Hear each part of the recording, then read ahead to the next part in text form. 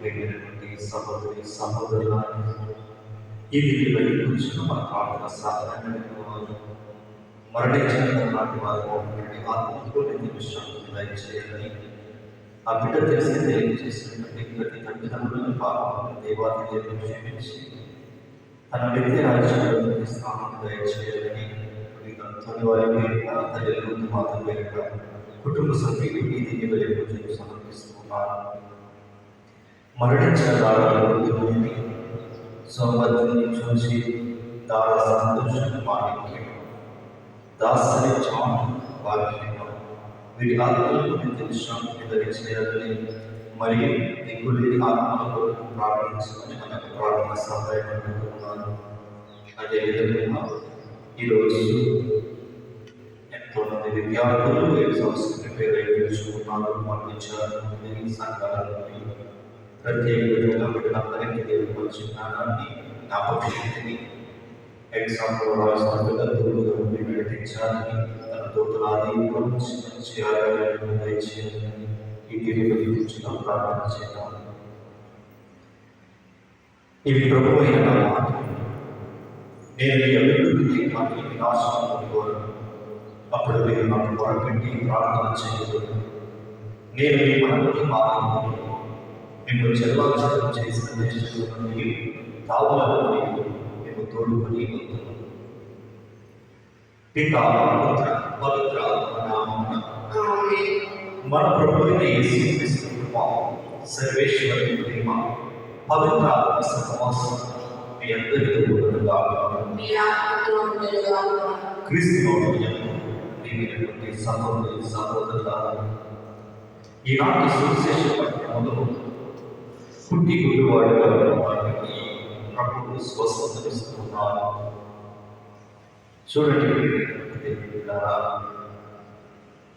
క్రీస్తు వస్తువుమానాన్ని ప్రజలు మాట్లాడుతున్న మాటల ద్వారా దివాడైనటువంటి వర్తిమయ్యి ప్రభు ఆది వస్తున్నారని గ్రహించి కేకలు పెడుతున్నారు.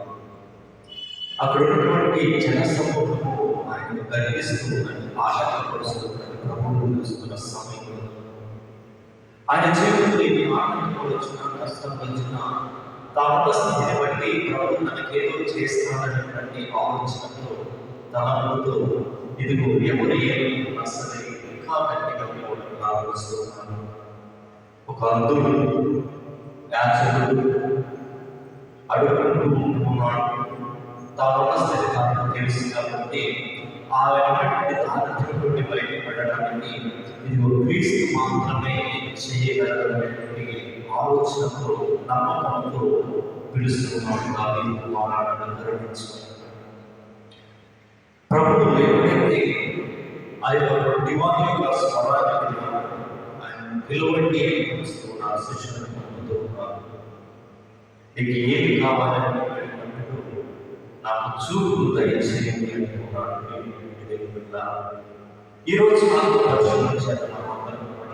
ఎటువంటి అంధకారంలో ఉన్నాం, ఎలాంటి వృత్తితనంలో ఉన్నాం, దేని కొరకు మనం ప్రభుని పిలుస్తూ ఉన్నాము, ఆరాధిస్తున్నాము, ప్రార్థన చేస్తున్నాము.